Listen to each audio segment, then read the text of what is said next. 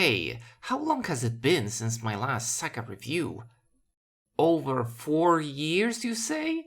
Well, guess it's about time. Let's get started. After Unlimited SaGa and the Romancing SaGa remake on the PlayStation 2, there were no new titles in the SaGa series, so people started to assume that the franchise had died. In reality, things were not quite that grim. Akitoshi Kawazu was simply too busy with other projects such as Final Fantasy XII, the Crystal Chronicles games, and The Last Remnant. Plus, the series did eventually make a return with Emperor SaGa and Imperial SaGa. And in case anyone is about to smugly insist that these titles do not count cause they were small non-console games that were never released in English, then I'm right there with you. Let's pretend they never existed. Finally, in 2016, we got a brand new SaGa game, SaGa Scarlet Grace on the PS Vita. In Japan only. That's right, no English release for a SaGa game. Just when I thought we were done with this sort of crap after the Super Nintendo era. Thankfully, Square Enix figured out the secret recipe for making a successful PS Vita game, releasing it on a different platform.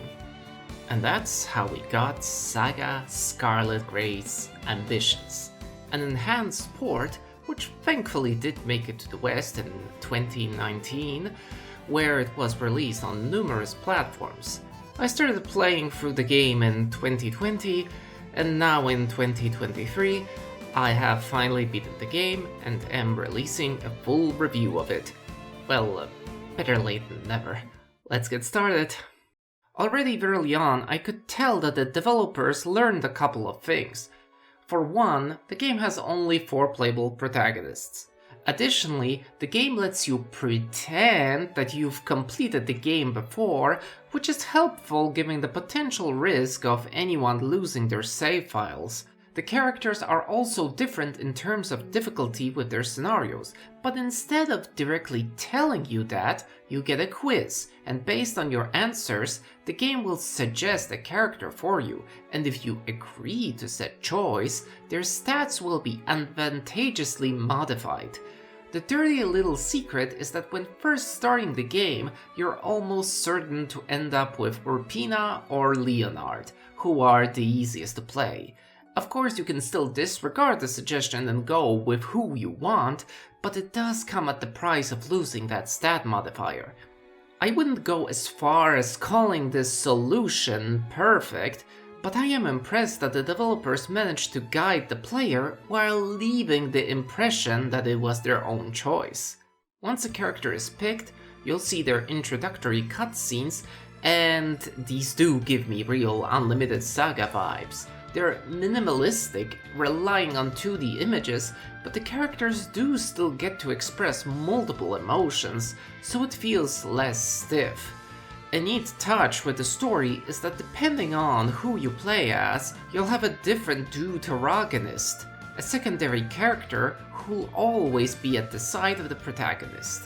This reduces the amount of time when the main character is monologuing to themselves, as they always have someone around to talk to, which really makes the cutscenes more fun and unique, given the different chemistries between the pairs. This might be very valuable given how many stories and quests are repeated for all 4 characters.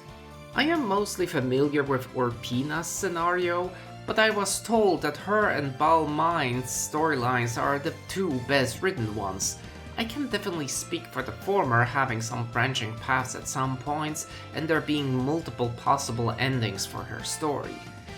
Leonard and Tiara, on the other hand, are said to be a bit rushed with less going for them.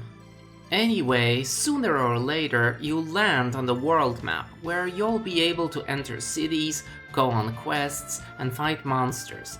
It took me a little while to realize this, but this game has no real dungeons, and everything happens on the map. You select a cave, a forest, or anything else. You get a message about what sort of encounter you'll face, you fight, you win, and that's that. I very much dislike this approach. People were critical of how Unlimited Saga handled exploration, but it had made each location unique. You had beautiful artwork drawn for numerous places across it, and to add to that, the places had different musical themes, which did set the mood really well. Over here, you don't get to see much, and for the most part, you're stuck with a character's respective theme song, and no offense to Kenji Ito's music, but it did get really tiring to listen to the same song go on and on and on, which is why I sometimes did outright mute the game just to have some peace. The minimalist design likely comes from the fact that it was a low-budget game. Plus, this likely made it easier to port to mobile devices later, but even so, I'm not a fan, and it doesn't seem like I'm alone in this regard. Moving on to the battle system, you start each turn with a set number of stars, which you can spend on actions. You typically get more stars each turn, letting you use stronger moves over time, but the same rules apply to the enemies, so you'll have to deal with greater threats as well. At the bottom of the screen, you see your characters and the enemies in order that they'll perform their actions, which adds a strategic element of planning out what to use when, especially when the attacks launch at different speeds. Further complexity is added when status ailments get involved. Different weapons and schools of magic offer different things to throw at the enemies, and while the series has tended to make these types of abilities quite useful, they really become almost essential here, and you'll surely need to use the right set of abilities to win the fight. Sometimes the strategy might be about picking a different formation for your party, one that impacts how many stars you start out with, how many you'll be able to maximally obtain, and how you'll be acquiring them over time. If it's once per turn, each time an enemy is defeated, one for each character being poisoned, etc, etc. Certain formations offer advantages to characters who use specific weapons, ones that increase or decrease the chance of a character being targeted, or anything that impacts the character's speed. This system really offers a lot of depth and complexity. In some regard, it's the most we've ever had in a SaGa game, and I must say that I don't like it. At least not completely. The game seems to expect too much adjusting for my personal taste. Aside from what I mentioned before, there's things like characters and arenas being tied to the elements, and if they match, the character gets stronger. Plus, there's also objectives, which you are given for each fight to get greater rewards, like winning without anyone dying, managing to poison an enemy, or win a fight with a full party of guys or girls. What should I do? Should I form a party based on the elements, or should I fight in a way to get the most rewards? It became such a headache that at some point I just started to ignore it.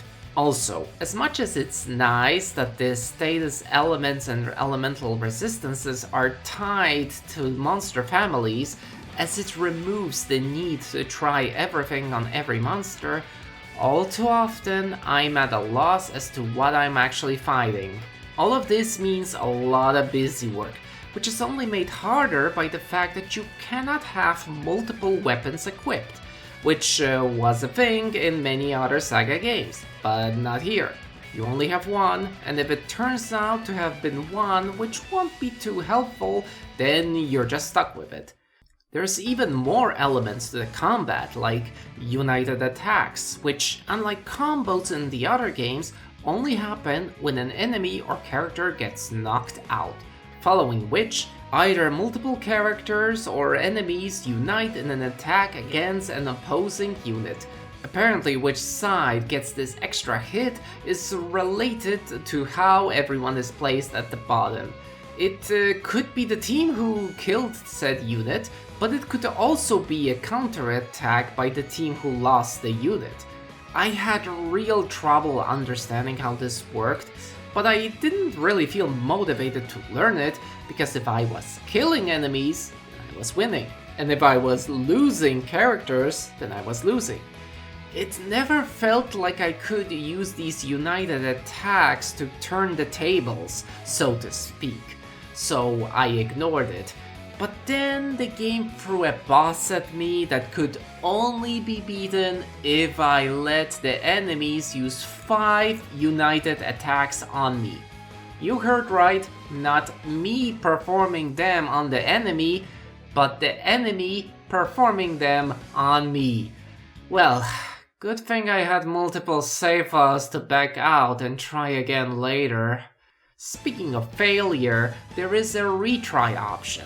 If you lose all 5 characters, you can simply retry the fight. The LP you lost is gone, but any techniques that you sparked stay learned. So you could bench whoever learned a technique or give them their best weapon to actually win the fight. I mean, unless the enemy is way too strong for you and you legit have no chance of making it. I did once spend over 30 minutes on the boss just because I did not want to let go of one of the rare techniques that I sparked, but in the end I had to. Should a character lose all their LP, they'll have to rest up until they'll be usable once more. Restoring LP is just about being outside the main 5-person party while a battle ends. But it does typically take 2 fights to restore 1 LP. Eventually the game will offer some alternatives to that, thankfully, so it's mostly an issue in early game.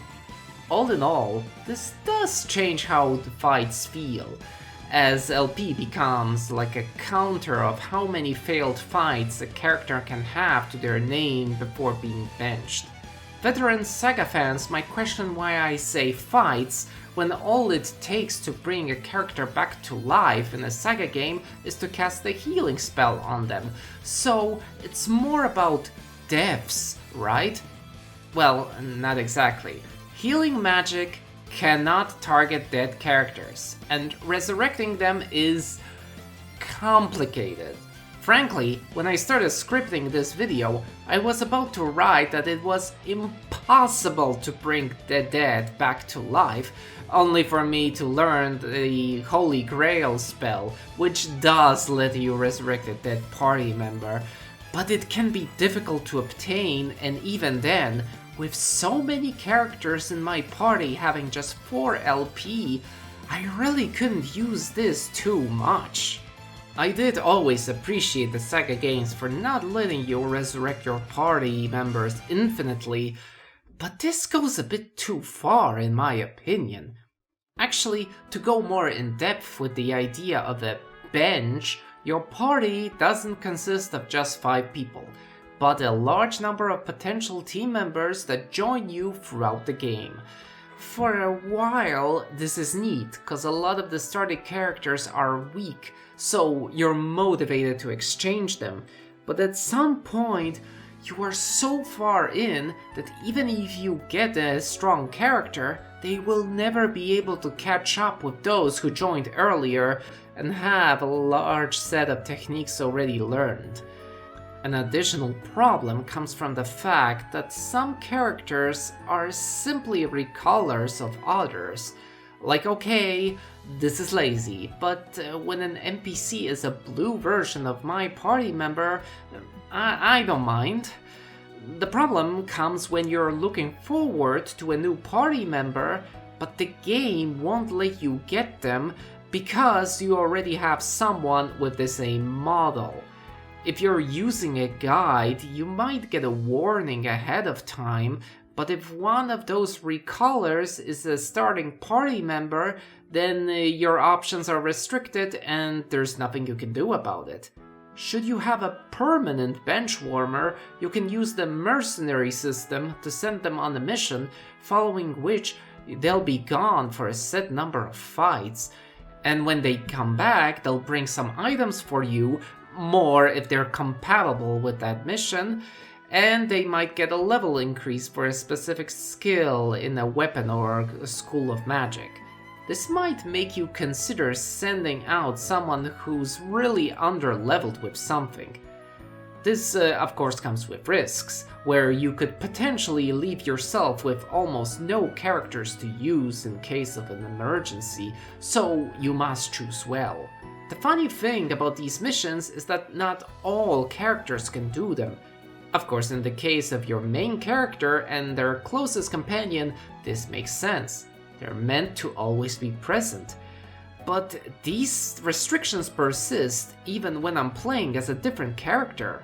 There's also others who can potentially be part of an important cutscene later, so they are also forced to stay, but this just starts to feel really dumb whenever something slips through the cracks, and despite you sending someone on a mission, they're still present for you to talk to. So, what's even the point? These missions, while a helpful way to gain resources and make use of worthless party members, are still somewhat frustrating to me, because each time my party members come back, I have to stop whatever quest I was doing and go on a huge globe-trotting trip and send everyone out again, which is just tedious. And the game makes this so much more time-consuming than it should be, by having a lot of the trips between regions require you to enter a city, select a specific option, and then confirm that yes, you want to cross to the next section of the map before the transition happens. Then you go to the city with the mission, select a character, and then you're off to the next place. Makes me want to stop doing these, but I need some materials for upgrading my gear, so I always have a spreadsheet prepared to plan out who I send where. In fact, there are moments where instead of playing, I'm just filling out spreadsheets for more than 30 minutes, planning everything out based on what guides told me, which sometimes falls on its face because some quest details are only available on Japanese websites, so I have to read them with the help of Google Translate to understand anything at all. Okay, enough is enough. There are several other things that I could talk about, like magic, benizens, blacksmithing, the roll and glimmer system, but I feel like the point that this game is overly complicated has been made, which I bet made the game sound pretty bad, but I assure you that it's not. I understand that this production had some trouble with its budget, and that's likely why a lot of the aspects feel so minimalist. I actually heard someone say that several of the weapon models are outright taken from The Last Remnant, and the production was likely rushed in some parts, and that's why not everything is optimized.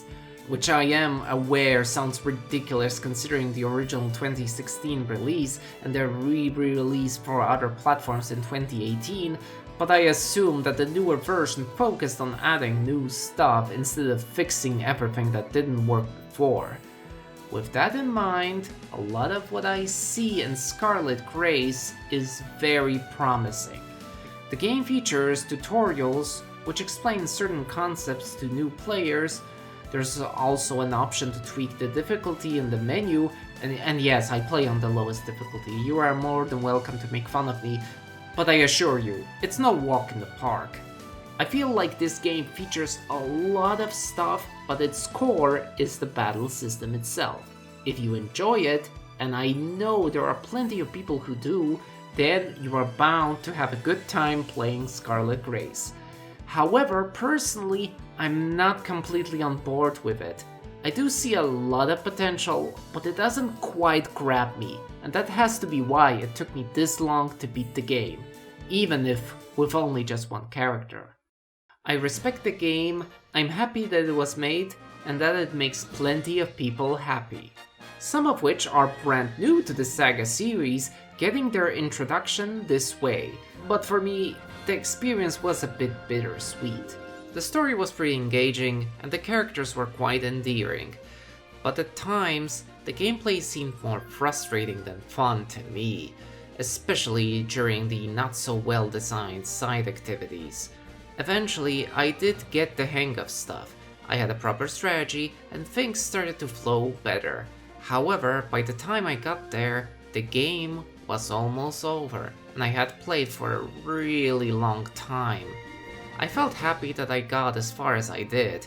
I even wrote some guides to help newer players out with some stuff. However, thinking about how I'd have to potentially play as 3 more characters, where I'd have to repeat all the quests and all the side activities with very little difference, while still dealing with all the frustrating elements and the very small visual and musical variety, it just did not feel like something that I wanted to do, especially with all the other games that I wanted to get to. So I decided to stop right there.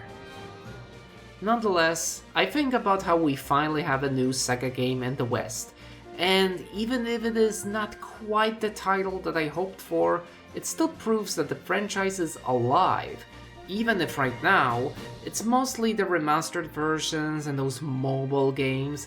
It is still a testament to a fondness for the series, and that gives me hope for a brand new SaGa game coming out in the future. I have certain hopes and expectations for it, but I know all too well how pointless it is to predict what Mr. Cavazzo will come up with next. But hopefully it will involve some playable anthropomorphic characters again. Even if the next game will also not exactly be my cup of tea, I'll be sure to give it a chance and let my audience know about it. That'll be all for today, and I'll see you all next time. Goodbye.